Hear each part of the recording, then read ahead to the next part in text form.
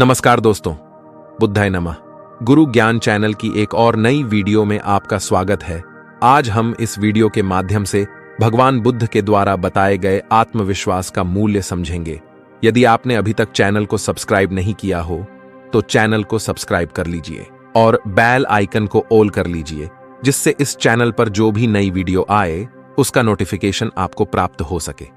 चलिए अब video start करते हैं। महात्मा बुद्ध का जीवन और उनकी शिक्षाएं हमें आत्मविश्वास और आत्मनिर्भरता के महत्वपूर्ण मूल्य सिखाती हैं।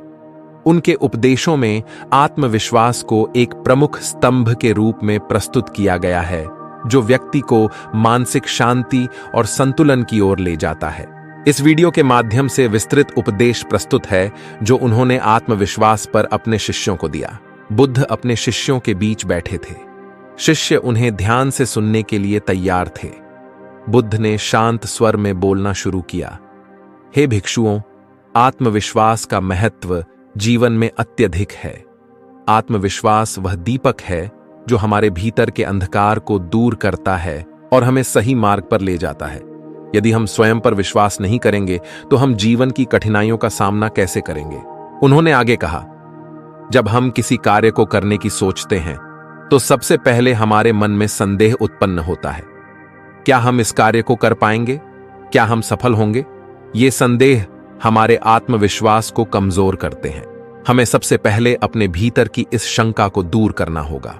बुद्ध ने एक दृष्टांत के माध्यम से समझाया। मान लो कि एक युवक है जो तीरंदाजी में निपुण होना चाहता है। यदि वह अपने अभ्यास के दौरान यह सोचता रहे कि वह निशाना नहीं लगा पाएगा तो उसका लक्ष्य कभी सही नहीं होगा। लेकिन यदि वह अपने लक्ष्य पर ध्यान केंद्रित करे और विश्वास करे कि वह सही निशाना लगाएगा तो उसकी संभावना अधिक होती है कि वह सफल होगा। आत्मविश्वास के बिना किसी भी कौशल या ज्ञान का पूर्ण उपयोग नहीं हो सकता।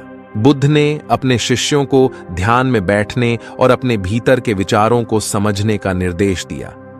जब हम ध्यान में बैठते हैं तो हमारे मन में अनेक विचार आते हैं। उन विचारों को देखो, उन्हें पहचानो और फिर उन्हें जाने दो। आत्मविश्वास का निर्माण इसी तरह होता है।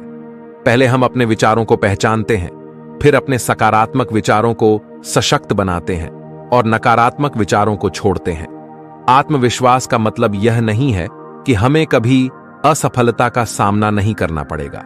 इसका मतलब यह है कि हम अपनी असफलताओं से सीखेंगे और आगे बढ़ेंगे। एक शिष्य ने पूछा, भगवान, यदि हम आत्मविश्वास के बावजूद बार बार असफल होते रहें तो हमें क्या करना चाहिए? बुद्ध ने उत्तर दिया, असफलता आत्मविश्वास की परीक्षा है। प्रत्येक असफलता हमें कुछ सिखाने के लिए होती है। असफलताओं से डरना नहीं चाहिए, बल्कि उन्हें अपने आत्मविश्वास का निर्माण करने का साधन बनाना चाहिए।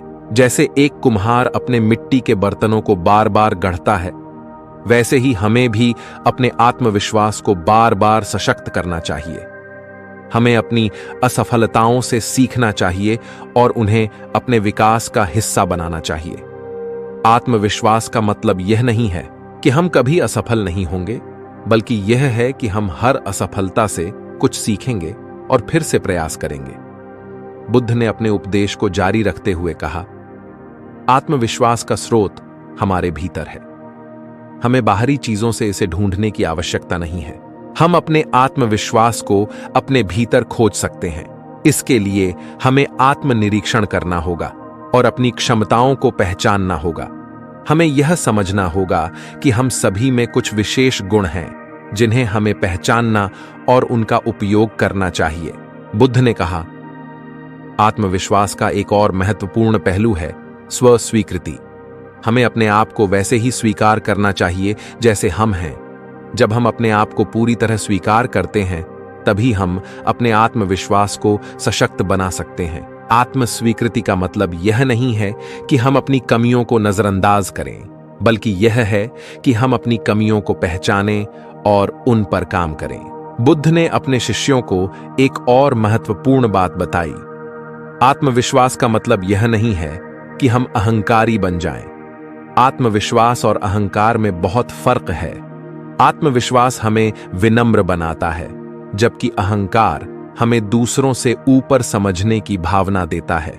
सच्चा आत्मविश्वास वही है जो हमें अपने और दूसरों के प्रति सम्मानपूर्ण बनाता है। हमें अपने आत्मविश्वास को कभी अहंकार में परिवर्तित नहीं होने देना चाहिए। महात्मा बुद्ध ने कहा, आत्मविश्वास के लिए नियमित अभ्यास आवश्यक है। जैसे एक किसान अपने खेत की नियमित देखभाल करता है, वैसे ही हमें भी अपने आत्मविश्वास को नियमित रूप से पोषित करना चाहिए। ध्यान और मनन चिंतन इसके महत्वपूर्ण साधन हैं। जब हम नियमित रूप से ध्यान करते हैं तो हम अपने भीतर की शांति और स्थिरता को पाते हैं, जो हमारे आत्मविश्वास को मजबूत बनाती है। उन्होंने कहा, हमारी संगति भी हमारे आत्मविश्वास पर प्रभाव डालती है।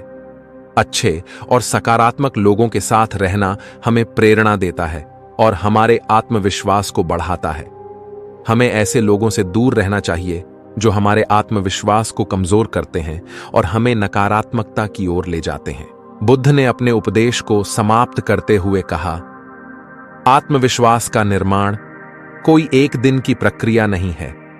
यह एक निरंतर प्रक्रिया है जो जीवन भर चलती है।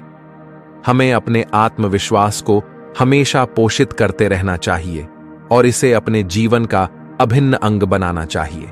केवल आत्मविश्वास के माध्यम से ही हम अपने जीवन को सच्चे अर्थों में सफल बना सकते हैं और दूसरों के लिए भी प्रेरणा बन सकते हैं। महात्मा बुद्ध का यह उपदेश उनके शिष्यों के लिए एक महत्वपूर्ण मार्गदर्शन बना।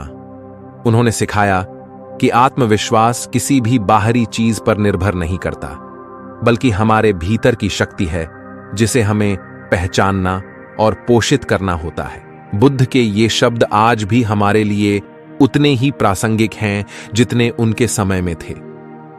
आत्मविश्वास का यह संदेश हमें अपने जीवन में आत्मनिर्भर और आत्मनिर्देशित बनने की प्रेरणा देता है। इस प्रकार महात्मा बुद्ध ने अपने शिष्यों को आत्मविश्वास के माध्यम से जीवन की चुनौतियों का सामना करने और सफल होने का मार्ग दिखाया। उनके उपदेश आज भी हमें प्रेरित करते हैं और हमें यह सिखाते हैं कि सच्चा आत्मविश्वास ही हमें जीवन में सच्ची सफलता और संतोष की ओर ले जा सकता है। सफलता की महत्वपूर्ण कुंजी आत्मविश्वास का होना है और आत्मविश्वास की एक महत्वपूर्ण कुंजी बेहद तैयारी का होना है। मुर्दा वह नहीं जो मर गया है, मुर्दा वह है जिसका आत्मविश्वास मर गया है। जो आत्मविश्वास का अलख जगाकर जीवन के मार्ग पर आगे बढ़ता है, उसके समक्ष आपदाओं के पर्वत ढह जाते हैं और मंजिल सदा उसकी प्रतीक्षा करती रहती है। जिसके पास आत्मविश्वास का बल है, वह पराजय के क्षणों में भी विचलित नहीं होता, बल्कि नए संकल्प, नए उत्साह से आगे बढ़कर अंततः विजय प्राप्त करता है। ओके दोस्तों, आज के लिए बस इतना ही। मिलते हैं अगली वीडियो में। आज की इस वीडियो से आपने क्या सीखा, ये कमेंट करके बताएं। और अगर आपको वीडियो अच्छी लगी हो तो वीडियो को लाइक और ज्यादा से ज्यादा शेयर करें। धन्यवाद।